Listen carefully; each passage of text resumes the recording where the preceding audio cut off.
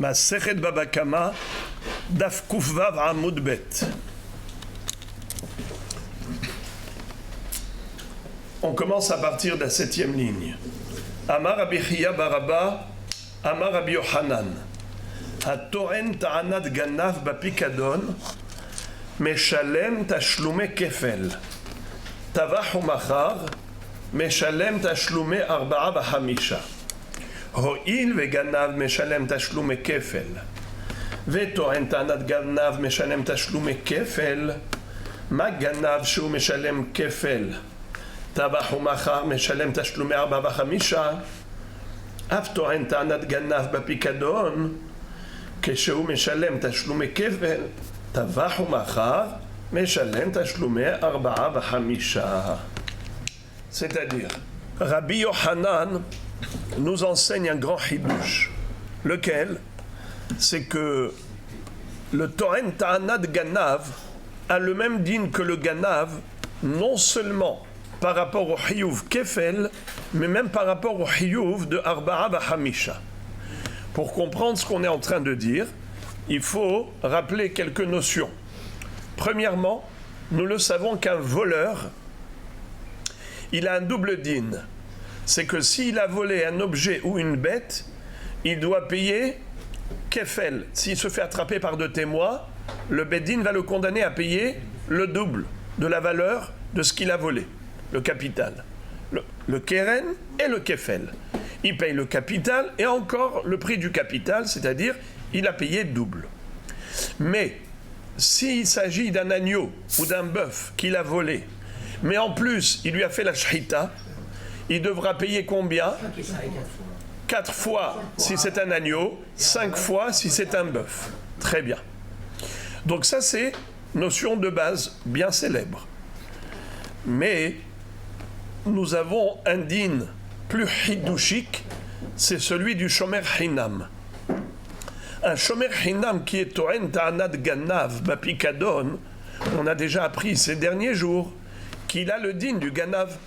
Rappelez-vous ce qu'on a appris, que si jamais Réhouven a donné à Shimon à garder un objet, et ensuite, quand il lui a réclamé, qu'est-ce que l'autre a répondu? Il lui a dit par exemple, je l'ai égaré, je l'ai perdu. Et finalement, il y a 2 témoins qui disent qu'il a volé. Combien il devra payer ce monsieur? Combien il paye? Keren ou Kefel? Il y a 2 témoins qui disent qu'il a volé lui-même. C'est-à-dire, en fait, il a nié le dépôt. Combien il paye? Kefel? Erreur. On a déjà dit qu'il n'y a pas de Kefel dans Toren Ta'anat Avad. Uniquement dans Toren Ta'anat Ganav. Ça dépend de ce qu'il prétend. Ce qui est extraordinaire au niveau du Shomer, le Shomer Hinam, le même Shomer Hinam, la même Avera qu'il a faite, c'est-à-dire il a volé, il a menti, il a prêté un faux serment, et ensuite les Edim ils viennent et ils disent que c'est lui-même le voleur. Parfois, il payera double, parfois, il payera que le capital. Dans quel cas il payera double? S'il a été Toren Ta'anat Ganav. Par exemple, il a prétendu qu'on lui a volé. Et finalement, il s'avère que c'est lui-même le voleur. Il payera comme le voleur, double. Mais s'il n'a pas prétendu qu'on lui a volé, il a prétendu qu'il a égaré, par exemple, ou qu'il y a eu un incendie, il a prétendu n'importe quoi, mais il n'a pas dit on me l'a volé, eh bien ça change tout. Là il ne payera que keren, la valeur du capital. Keren. Alors gardez bien en tête, maintenant on ne va pas parler de Toren Ta'anat Avad, on va parler de Toren Ta'anat Ganav. Combien il paye le Toren Ta'anat Ganav? Kefel. Il paye le double, comme un voleur. Très bien. Maintenant je vous pose une autre question. Quel est le din si le shomer hinam, en fait, il n'avait pas gardé un objet quelconque, il a gardé un bœuf ou un agneau, et ensuite il a prétendu qu'on lui a volé. Il y a eu 2 témoins qui sont venus qui ont dit monsieur, c'est lui le voleur, c'est lui, c'est lui-même. Alors quel est le din? cet homme-là qui a menti, qui a juré à tort, et il avait volé, combien il payera? Il payera Kefel. Pourquoi? Parce que pour l'instant, il a juste volé, c'est tout. Il a volé un objet, il a volé un bœuf. Qui vole un œuf, vole un bœuf. Qui vole un bœuf, c'est comme s'il a volé un œuf. C'est-à-dire, il paye Kefel. Dans quel cas il payera 4 fois plus, 5 fois plus que s'il a fait la shrita? Mais je n'ai pas parlé de shrita. Alors maintenant, dans quel cas un voleur paye 4 fois plus ou 5 fois plus? C'est lorsqu'il a volé un bœuf ou un agneau et qu'ensuite il lui a fait soit la shrita, soit il l'a vendu. N'est-ce pas? Comment ça s'appelle en hébreu? Tavah, la shrita, machar, vendu. Très bien. Maintenant, quel est le din? Si ce n'est pas un voleur, c'est un torrent tanat ganav, c'est-à-dire un chômeur qui s'est transformé en voleur et qui a prétendu qu'on lui a volé. Et quand il a prétendu qu'on lui a volé, il avait juré pour qu'on le croie. Et ensuite sont venus 2 témoins pour témoigner qu'il a prêté un faux serment. C'est lui-même le voleur. Alors combien normalement il aurait dû payer s'il n'avait pas fait la shrita du bœuf, s'il n'avait pas fait la shrita de l'agneau? Combien il aurait dû payer? Kefel. Et maintenant qu'il lui a fait la shrita, combien il doit payer? Où est-ce que c'est écrit ça? Dans la Torah, c'est pas écrit. C'est le hiddush de Rabbi Yochanan. Voilà. Rabbi Yochanan vient nous dire que de la même façon que le voleur d'un bœuf ou d'un agneau doit payer 4 fois plus ou 5 fois plus en cas de vente ou en cas de shrita, tavah ou machar, ainsi il en sera du shomer hinam qui était torrent tanat ganav, un shomer, un gardien gratuit à qui on a donné un bœuf ou un agneau à garder, et ensuite qu'est-ce qu'il a fait? Il lui a fait la shrita et il a mangé. D'accord? Alors maintenant les Eidim ils viennent. D'abord le propriétaire il vient et il dit où est-ce qu'il est mon bœuf? Il lui a dit on me l'a volé. Jure. Il a juré. Ensuite 2 témoins arrivent, ils disent c'est lui-même. C'est lui-même qui a fait la shrita. Lui-même qui a mangé. D'accord? Eh bien, c'est lui le voleur, c'est lui le mangeur, c'est lui le consommateur. Alors maintenant, qu'est-ce qui va se passer? Nous dit Rabbi Yochanan, il payera combien? Arba hamisha. 4 fois plus si c'est un agneau, 5 fois plus si c'est un bœuf. Exactement comme un voleur. La Gemara maintenant va poser la question, mais d'où il le sait? Comment Rabbi Yochanan s'est permis d'affirmer une chose pareille? Sur quoi il s'est appuyé? C'est pas écrit, nulle part, que le torrent tanat ganav payera arba hamisha pour un bœuf ou un agneau. Alors, la Gemara va donner une première proposition. Et elle va dire comme ça. Tout simplement, c'est ce qu'on appelle une analogie. Binyan Av. Mamatsinu. De la même façon que le Ganav, il paye Kefel, ainsi le Torrent Tanat Ganav paye Kefel, c'est-à-dire le double. Un voleur classique, il paye double s'il se fait attraper. Un Torrent Tanat Ganav, on a déjà appris dans la Torah qu'il paye double s'il se fait attraper. D'accord? Alors, puisqu'ils sont comparables au niveau du Kefel, il y a lieu de dire qu'ils sont comparables aussi au niveau de Arba'a Hamisha, le quadruple ou le quintuple. De la même façon qu'un Ganav doit payer le quadruple ou le quintuple pour un bœuf ou un agneau. Ainsi, il en sera pour un Torrent Tanat Ganav. Car si tu compares le Torrent Tanat Ganav au Ganav pour le Kefel, alors compare-les aussi pour le Arba Hamisha. Ok? C'est parti, les amis? Alors, à Botaï, la Gemara va réfuter cette comparaison. Et elle va dire qu'il n'y a pas de comparaison qui n'est pas raison. Si ce n'est pas logique de les comparer, alors ils sont incomparables. C'est pas parce que tu as trouvé une similitude au niveau du Kefel qu'il faut obligatoirement dire qu'ils sont similaires au niveau de Arba Hamisha. Et la Gemara donne une raison valable. Pourquoi distinguer entre eux? Quelle est la raison pour laquelle il y a lieu de distinguer entre les deux et la Gemara n'accepte pas la comparaison? Elle dit non. Ma le ganav sheken משלם תשלומי כפל שלא בשבועה. תאמר בטוען טענת גנב שאין משלם תשלומי כפל אלא בשבועה. Comment tu peux comparer l'incomparable? Je peux très bien dire que le ganav, c'est plus fort que le tohen ta'anat ganav. En quoi? C'est que le ganav, il n'a pas besoin de jurer pour être condamné. Ça veut dire que l'action du vol, le fait d'avoir été chez l'autre clandestinement et prendre quelque chose du domaine d'autrui, c'est une action tellement grave que la Torah condamne le ganav à payer kefel, même sans qu'il ait eu besoin de jurer à tort. Tandis que le shomer hinam, cet argent ne lui est pas parvenu de manière interdite. L'argent lui est parvenu loyalement, légalement. C'est-à-dire, le voisin lui a fait confiance. Il a déposé chez lui un objet en lui disant, voilà, je te le donne pour me le garder. Ensuite, il a trahi. Ensuite, il a gardé chez lui. Ça veut dire qu'il a fait que le garder chez lui. Et pour que ce soit considéré un vol, il a fallu qu'il jure à tort. S'il avait juste gardé chez lui sans jurer, il ne serait pas hayav kefel. Donc tu vois que l'acte de vol du ganav est plus grave que l'acte de vol du shomer hinam.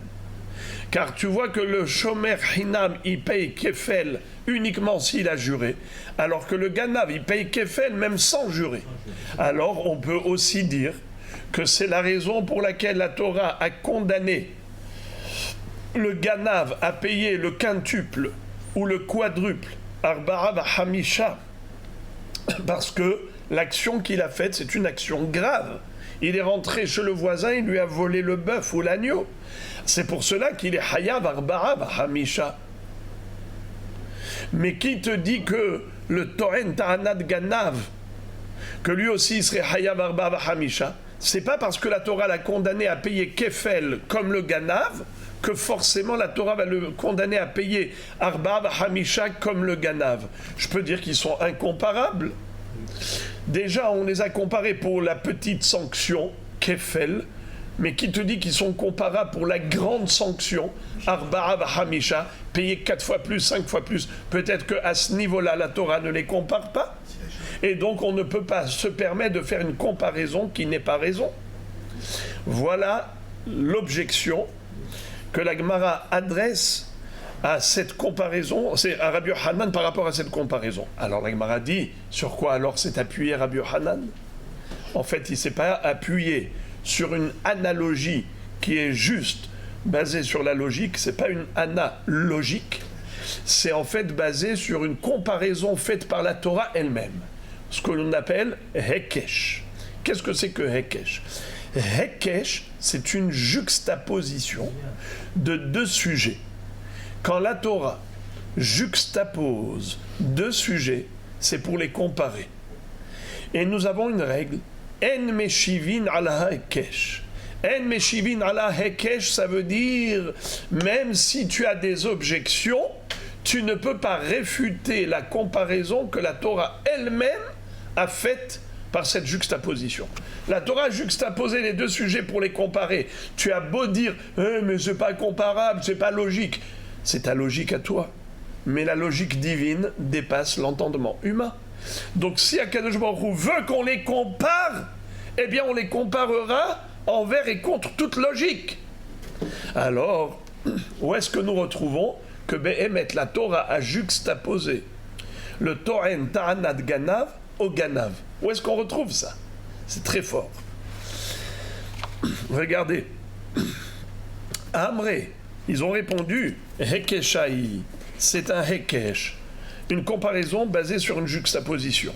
Ve'en meshivin al Hekesha. Et on ne peut pas réfuter, en effet, une comparaison basée sur le Hekesh. La Gemara dit, où est-ce qu'il est ce Hekesh? C'est intéressant ça. Alors, les amis, une fois de plus, comme vous le savez, moi, j'aime bien que vous soyez au courant de tout. J'aime pas vous cacher la Gemara. Je vais vous lire les psukim que la Gemara dans Baba Kama, qu'on a étudié d'Avsamer Dalet, là-bas, elle a beaucoup développé ce sujet. Où est-ce qu'on retrouve Bichlal dans la Torah la notion du Toren Ta'anad Ganav, c'est-à-dire le shomer qui a volé et qui a prétendu qu'on lui a volé.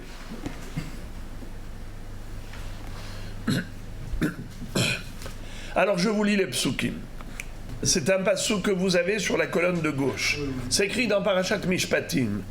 Ki ten ish el re'ehu, kesef okelim, lishmor. Si quelqu'un donne à son prochain de l'argent ou des ustensiles à garder. Vegunav mi bet ha'ish. Et voilà que ça a été volé de la maison du shomer. Imimatse aganav yeshalem shenaim. Si on retrouve le voleur, il payera double. Imlo imatse aganav. Mais si on n'a pas trouvé le voleur, venikrav baal habayit ela Elohim. Imlo shalach yado bimlechet re'ehu. Le baal habayit ici, ça veut dire le shomer. Il va devoir s'approcher des dayanim au tribunal pour jurer qu'il n'a pas volé lui-même. Al kol devar pesha, al shor, al hamor, al se, al salma, al kol aveda, asher yomar kiuze, ada Elohim yavo devar shenehem, asher yarshi'un Elohim yeshalem shenaim lere'ehu. C'est-à-dire que ceux qui seront condamnés par les dayanim paieront double. Celui qui a volé paiera double. Alors, figurez-vous que dans ma Maseret Baba Kama Dav Samer Dalet, on étudie Maseret Baba Kama, mais dans Dav Samer Dalet, eh bien là-bas on a vu deux opinions. Selon une première opinion, il y a là deux psukim. Un passouk qui parle du voleur et un passouk qui parle du gardien qui a volé. Donc si on parle d'un voleur classique, il paye double. Si on parle ensuite d'un Toren Ta'anad Ganav, lui aussi il paye double. Étant donné que la Torah, dans ce texte-là, dans ce passage, il y a deux psukim juxtaposés. L'un parle du voleur et l'autre parle de celui qui prétend qu'on lui a volé, c'est-à-dire le shomer qui est Toren Ta'anad Ganav. Et à propos des deux, il a été dit qu'ils sont hayav de payer kefel lorsqu'ils vont se faire attraper. Alors la Torah elle-même, non seulement qu'elle leur a donné le même din, mais en plus, elle les a juxtaposés. Pourquoi faire ? Pour faire le hekesh, pour les comparer. Alors cette comparaison, elle est implacable, irréfutable. Même si tu penses que ce n'est pas logique de les comparer, on n'a pas besoin que cette comparaison soit basée sur la raison. Elle s'impose, cette comparaison.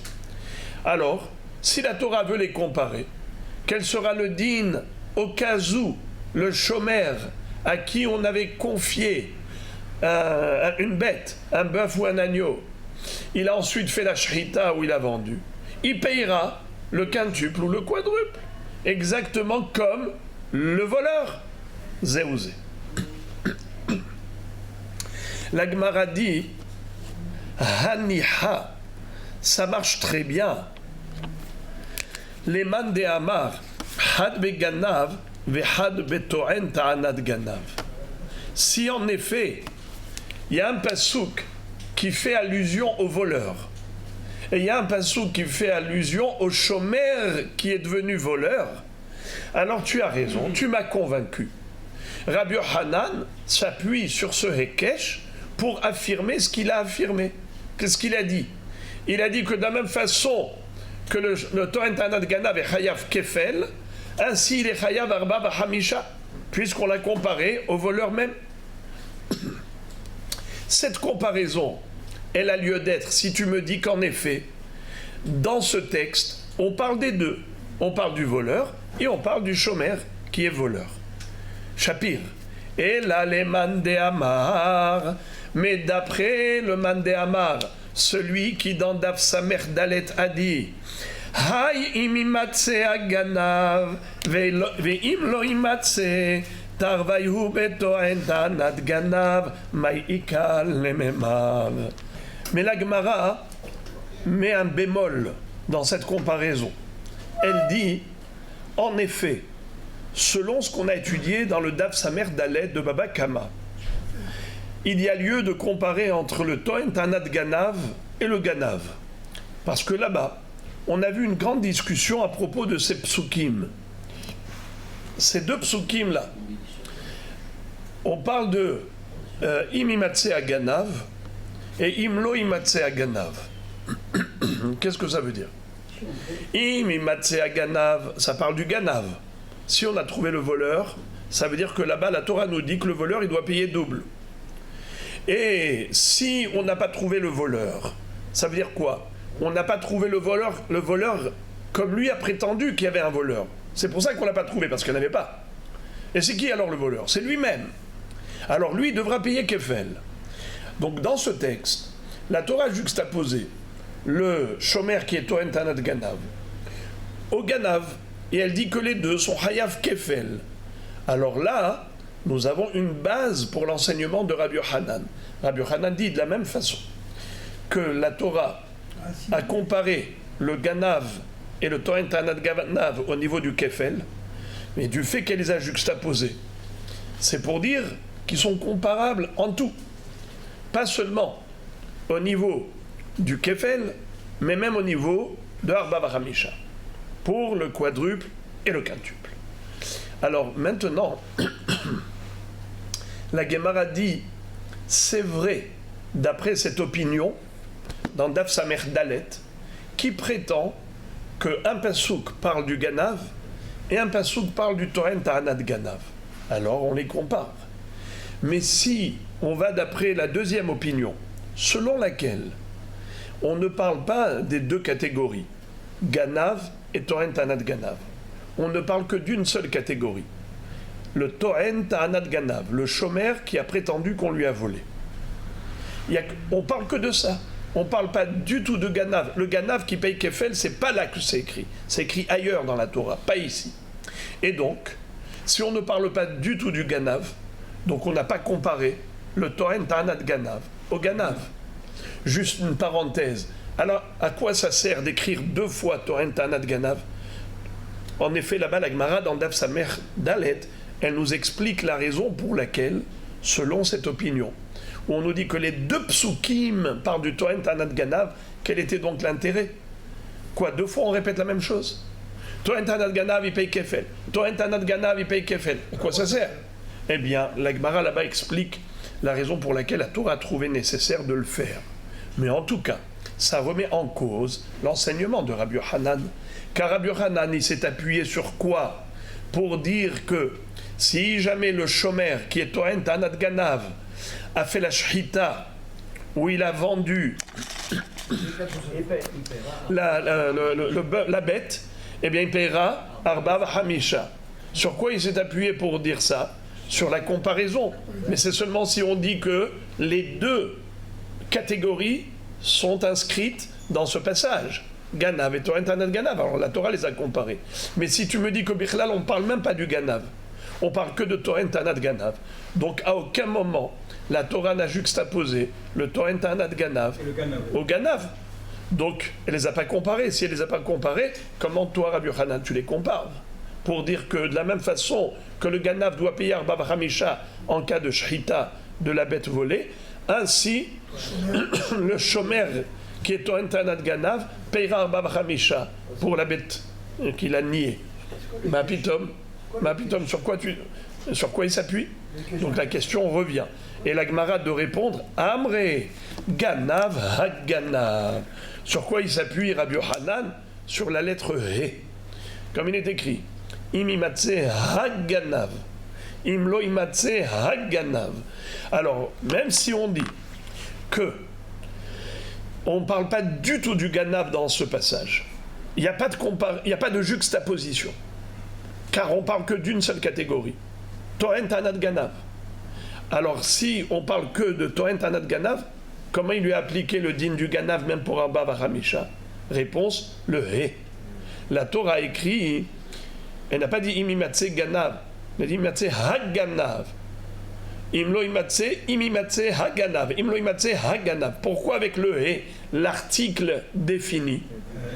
C'est pour nous dire que ce Tohen Ta'anat Ganav aura le din du Ganav. On lui dit Haganav. Tu as le même din que le Ganav. De même que le Ganav paye Arba Hamisha en cas de Shhita, eh bien toi aussi tu payeras Arba Hamisha en cas de Shhita ou de vente. Voilà. Maintenant qu'on a compris sur quoi s'appuyait Rabbi Yochanan, soit sur le Hekesh, d'après une opinion, soit sur le He, d'après l'autre opinion, c'est terminé. C'est clair. Mais maintenant, on va lui poser d'autres questions. Etiv et Rabbi Hiya bar Abba les Rabbi Yochanan. Vous savez que Rabbi Hiya bar Abba, c'était l'élève de Rabbi Yochanan.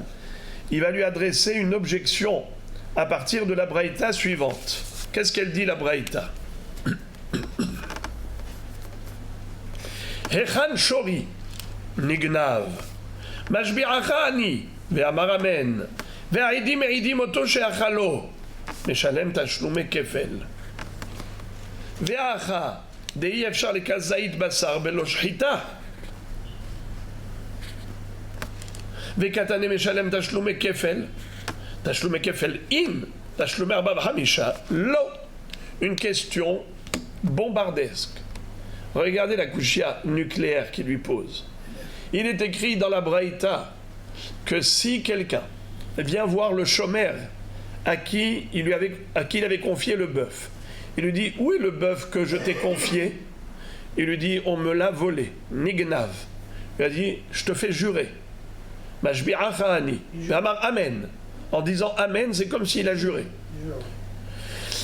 Ve'aidim eidim oto she'achalo. Et les Eidim témoignent qu'il a mangé ce bœuf. Vous entendez? On parle d'un bœuf qu'il a mangé. Comment il a mangé? Il a fait la shrita. Are iefshar les kazaïd basar bloshita. On ne peut pas manger un kazaïd de viande si on n'a pas fait la shrita, tout le bœuf. Même si dans le bœuf il y a 2 tonnes de viande, et moi j'avais besoin juste de 50 grammes, de 30 grammes, mais tu ne peux pas manger tes 30 grammes si tu n'as pas fait la shrita des 2 tonnes. Nachon. C'est-à-dire que le voleur, c'est-à-dire le chômeur qui a volé le bœuf, non seulement qu'il a nié, qu'il a juré à tort, mais les Eidim, quand ils arrivent, ils disent, vous savez ce qu'il a fait ce monsieur?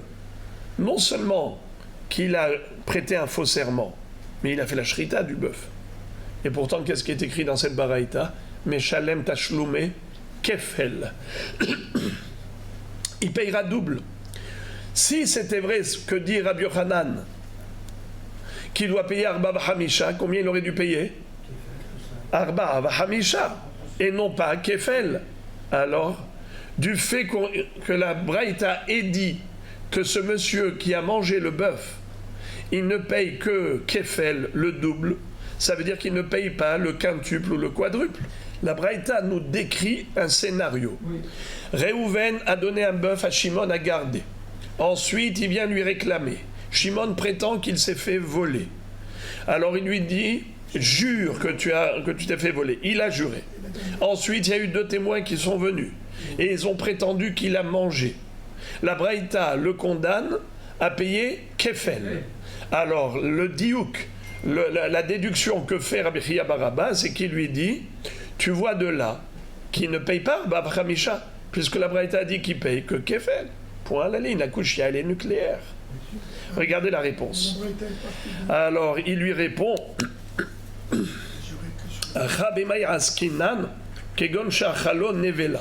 waouh, il a été chercher loin la réponse, Rabbi Yochanan.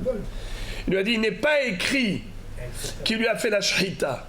Il est écrit qu'il a mangé. Comment il a mangé? Vous savez comment il a mangé? Il a pris un revolver, il lui a mis une balle dans la tête, ou bien il a pris un couteau, ce qui n'était pas un couteau de shrita, par exemple, il a pris une scie, et il lui a shrité la gorge avec une scie. C'est kasher? Non, c'est nevela. C'est-à-dire, une shrita mal faite, c'est pas une shrita, ça s'appelle nevela. Il a mangé une charogne, il n'a pas mangé une bête shritée après l'abattage rituel. Alors, c'est quoi la réponse? Quand est-ce que le Tohen Tanat Ganav, selon Rabbi Yochanan, doit payer Arba Hamisha comme un Ganav? C'est seulement s'il lui avait fait une shrita qui s'appelle shrita Reouya. Mais si la shrita n'est pas digne de ce nom, c'est une nevela, alors il ne payera pas Arba Hamisha. Ok. C'est un peu tiré par les cheveux, n'est-ce pas? La Gemara dit Velish Nele Kegon Shachalo Terefa. Pourquoi il ne lui a pas répondu un peu plus simplement? Il aurait été beaucoup plus simple de répondre qu'il a mangé Trefa. Qu'est-ce que ça veut dire Trefa? On s'explique. Venez, on s'explique. Quelqu'un qui n'a pas bien fait la shrita, il sait déjà qu'elle est nevela. Quand il sait qu'elle est nevela, c'est que vraiment, déjà, si c'est un juif normal, il ne mangera pas du non cachère. Et si il est à tel point rachar qu'il mange ça veut dire que tu cherches quelqu'un qui fait quelque chose qui n'est pas convenable, tu as été chercher loin. C'est-à-dire vraiment un rachar merouchar qui sait que c'est nevela et il mange malgré tout.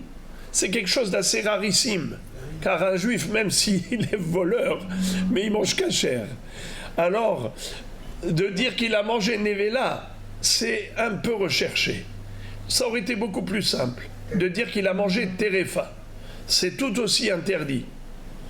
Ou basar basade terefa l'otochelu. C'est tout aussi interdit. Seulement, là, je peux lui trouver des circonstances atténuantes quand il a mangé terefa. Pourquoi? Il ne savait pas. Lui, il a fait une bonne shrita. Il croyait que la viande était cachère. Et après qu'il a mangé, il a fait un steak barbecue. Après ça, le bonhomme arrive et lui dit, mais tu as vu le poumon, de quoi il a l'air? Regarde, il y a ici un trou. Tu as vu le cœur? Il y a ici une perforation. Ah, je ne savais pas. C'est beaucoup plus simple de ne pas parler de quelqu'un qui mange de la nevela, sachant que c'est nevela. Parce que là, tu ne peux pas te cacher. Quand c'est nevela, tu le sais.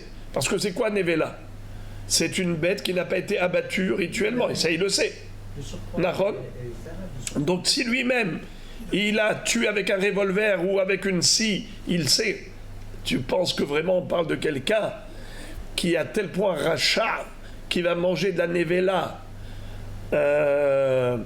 sciemment.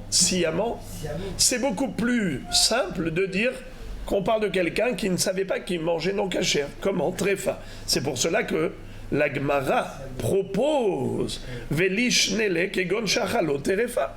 Pourquoi Rabbi Yochanan a été chercher la nevela au lieu de parler de Terefa, ce qui aurait été plus plausible? Réponse. Pourquoi il n'a pas choisi Terefa? Il avait une bonne raison. Kerabi Meir de Amar Shchita Shena Reuya Shma Shchita. D'abord, j'ai oublié de vous dire. Et alors, qu'est-ce qu'il y a si elle est Terefa? Ça, j'ai oublié de vous dire. Et alors, si elle est Terefa, est-ce qu'il ne payera pas Arba Hamisha? Si la shrita est bien faite. Bien sûr que si, puisque la shrita est bien faite. Voilà. Eh bien, la Gemara ici, elle suppose que Rabbi Hanan pense comme Rabbi Shimon. Et Rabbi Shimon avait dit que shrita shena reuya loshma shrita. Si la bête elle est terefa, alors même la shrita ne s'appelle pas shrita. C'est pour cela que la Gemara a proposé de dire que pourquoi il ne payait pas Arba'a Hamisha, dans cette baraïta, pourquoi il ne paye que Kefel? C'est parce que la baraïta elle parle d'un cas où la bête elle était nevela. Et donc la shrita n'est pas digne de ce nom. Quelle est la question de la Gemara? Ça aurait été plus simple de parler de Terefa. Ouais, mais Terefa, pourquoi il ne payerait pas Arba Hamisha, mais la shrita elle est bonne? La réponse, la Gemara suppose que cette baraïta elle peut marcher selon Rabbi Shimon. Rabbi Shimon nous a enseigné un principe de base, que pour que la shrita s'appelle shrita, il faut qu'elle puisse aboutir à la cachérisation de la viande. C'est-à-dire que si la shrita n'a pas abouti à l'objectif, c'est-à-dire rendre la viande consommable cachère, eh bien la shrita elle-même n'est pas digne de ce nom. Alors si on va d'après cela, alors la réponse elle est bonne. C'est-à-dire que pourquoi il a préféré parler de quelqu'un qui a fait Nevela? Pourquoi? Parce que la question c'était qu'est-ce que ça change entre Nevela ou Tréfa? Dans les deux cas, il mange non cachère le bonhomme. Mais il est plus plausible de dire qu'un juif ne veut pas manger non cachère, donc il ne va pas manger de la Nevela parce qu'il le sait. Donc il va manger sciemment du non cachère. Il est préférable de dire qu'il pensait que c'était cachère. Comment? S'il a mangé Terefa. Alors, Terefa, vous allez me dire, mais alors dans ce cas-là, il a fait une bonne shrita, alors il faut qu'il paye Arba B'Chamisha. Non, car Rabbi Shimon nous a enseigné qu'une shrita qui n'aboutit pas à de la viande cachère, eh bien ça ne s'appelle pas shrita. Donc ça aurait été une aussi bonne réponse comme Nevela en disant Terefa. Et la Gemara explique que pourquoi Rabbi Yohanan n'a pas voulu dire ça, parce qu'il dit que cette braïta elle va d'après Rabbi Meir, qui est Rabbi Meir de Amar, Shechita Shena Reouya Shma Shechita. Rabbi Meir, lui, n'est pas d'accord avec Rabbi Shimon, et il pense que même si la Shechita n'aboutit pas à une viande cachère, malgré tout, la Shechita s'appelle ainsi, elle est digne du nom de Shechita. C'est pour ça qu'il était obligé de parler de Nevela, où la shrita ne s'appelle pas shrita. L'acte lui-même n'était pas un acte de shrita. Parce que si l'acte lui-même c'était un acte de shrita, même si la viande était refa, on a trouvé un trou dans les poumons, la shrita s'appelle shrita, d'après Rabbi Meir, car cette baraïta, elle ne va pas d'après Rabbi Shimon, elle va d'après Rabbi Meir. Alors là, ça veut dire d'après Rabbi Shimon, il aurait pu donner n'importe laquelle des deux réponses, soit Tréfa, soit Nevela, et ça aurait été mieux de parler de Tréfa. Mais comme il pense que cette braïta va d'après Rabbi Meir, c'est pour cela qu'il a choisi Nevela, car il ne pouvait pas parler de Terefa. Il y a encore une autre possibilité. Au lieu de parler d'un homme, un juif, un renégat, qui veut manger non cachère, sciemment, tu aurais pu dire que on parle d'une bête à laquelle on n'a pas fait de shrita. Pourquoi? Parce qu'elle était ben pekua et c'est cachère. Comment on peut avoir une bête cachère sans shrita? Un petit fœtus, un veau qui était dans le ventre de la vache au moment de la shrita, eh bien, quand on va ouvrir le ventre de la vache après la shrita, ce petit veau, même s'il est vivant, il n'a pas besoin de shrita. Ben pekua. Alors, nitar bishrita timo. Alors, ça aurait été mieux. Au lieu de parler d'un juif qui mange nevela, ce qui est peu probable, on aurait mieux fait de parler d'un voleur, Toren Tanat Ganav, qui a mangé ben pekua. Et c'est pour ça qu'il paye que kefel, parce qu'il n'a pas fait de shrita. Et pourquoi on ne fait pas de shrita? Parce qu'on n'a pas besoin de faire shrita. La Gemara dit non, pourquoi il n'a pas répondu comme ça? Rabbi Meir de Amar ben pekua taon shrita. Encore une fois, c'est qu'étant donné que Rabbi Yohanan attribue cette baraïta à Rabbi Meir pense contrairement à Hachamim, et il dit que même un fœtus qu'on a trouvé vivant dans le ventre de sa mère, il faut lui faire une shrita. Tu ne peux pas manger ce fœtus, puisqu'il est vivant, sans shrita. Il faut lui faire la shrita. La shrita de la mère ne suffit pas pour le fœtus. Donc, il était obligé de parler de Nevela, donc, parce que ça change. Il aurait parlé de Ben Pekua, c'est pareil. Ben Pekua, il faut shrita, et il aurait payé Arba B'Chamisha. Donc c'est pour cela qu'il a dû parler de Nevela. Velishnele kegon she'amad bedin ve'amru lo tseten lo. Il y a encore une hypothèse. On aurait pu imaginer le cas suivant. Amad bedin ve'amru lo tseten lo. De amarava tseten lo tavahu machar patour. Maïtama kevan depaske limilte ve'tavahu machar avec gazlan ve'gazlan no mechalem tashlomei Arba B'Chamisha. Vous vous rappelez, quelle est la différence entre un voleur et un voleur? Il y a le voleur clandestin, il y a le voleur à l'arraché. Le clandestin s'appelle Ganav, à l'arraché s'appelle Gazlan. Quel est le din, les amis, si un voleur a volé clandestinement une bête? Combien il paye? Double. S'il lui a fait la shrita, combien il paye? 4 ou 5. Maintenant, quel est le din d'un Gazlan à l'arraché? S'il se fait attraper, combien il payera? Double ou une fois? Bravo, il paye une seule fois. Et s'il fait la shrita, combien il payera? Une seule fois. Il n'y a pas de kefed, il n'y a pas de Arba Hamisha. Alors écoutez quelque chose d'incroyable. Quel est le din d'un voleur qui a volé clandestinement? Écoutez ça, hein. Restez assis, attachez la ceinture. Il a volé clandestinement. Combien il aurait dû payer pour la bête s'il se fait attraper?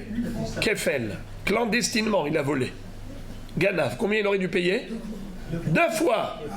Puisque c'est clandestin. Un Ganav clandestin. Il paye 2 fois. Maintenant, il s'est fait attraper. Le Beddin, qu'est-ce qu'ils lui disent? Le Beddin, ils peuvent lui dire soit Ata Hayav li tenlo, soit ils lui disent Tse tenlo. Quelle est la différence entre un Beddin qui dise tu es obligé de le payer, ou bien un Beddin qui dit va lui payer? La différence est la suivante.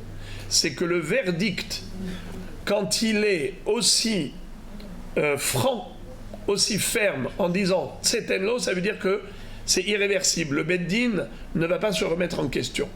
Il ne peut pas revenir sur sa décision. Ça y est, il lui a dit, on a délibéré, on a déjà débattu, maintenant, le verdict est prononcé, maintenant, va, tu payes. Mais dans ce cas-là, ça veut dire que ça y est, c'est comme si, maintenant, c'est juste une dette.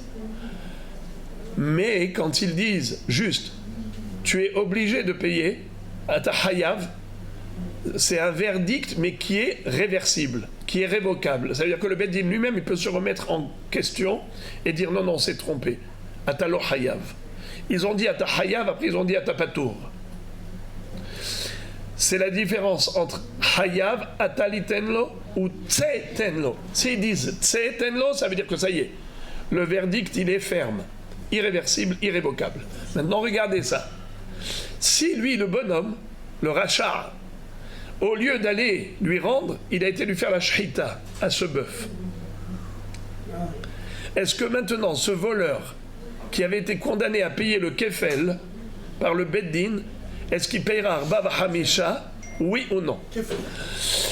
Alors, qu'est-ce qui va se passer si la différence entre Tsetenlo et Atahayavlo, écoutez incroyablement, si le Beddin lui a dit Tsetenlo, il est parti, il a fait la shrita, il paiera que le kefel, comme ils l'ont condamné auparavant. Mais si ils l'ont condamné au kefel, mais ils n'ont pas dit Tsetenlo, ils ont dit Atahayav, et il a été faire la shrita, figurez-vous, là, il payera combien? 4-5 fois. Parce qu'il peut payer le Beddin sur sa décision. Hein? Arba Hamisha. Arba Hamisha. Quelle est la différence? Parce qu'il a dit. Le dossier est encore ouvert. Le dossier n'est pas fermé. Bravo. Quand le dossier est encore ouvert, ils ont dit Atahayav litenlo, il a encore le nom de Ganav. Ganav, qui doit payer Kefel, maintenant il a fait la Shrita, il paye Arba Hamisha. Mais lorsqu'ils lui ont dit Tsetenlo, alors ça y est, on a clos le dossier de Ganav. Maintenant, s'il fait la Shrita, c'est comme un Gazlan, c'est comme un Stam, un Gazlan, il paye pas Arba Hamisha. Incroyable. Alors la Gemara dit pourquoi il n'a pas donné cette réponse. Nachon. Voilà pourquoi il ne lui a pas dit ça. Il paye Kefel dans le cas de Tsetenlo. Il a fait la Shrita après que le Beddin a dit Tsetenlo. La Gemara dit en fait, d'ailleurs la Gemara explique quelle est la différence. Hayav atalitenlo v'tavachumachar hayav maitama kol kama de l'opsika lemita arteganavu. Alors la réponse, Amré, tu veux savoir pourquoi Rabbi Yochanan il n'a pas donné cette idée?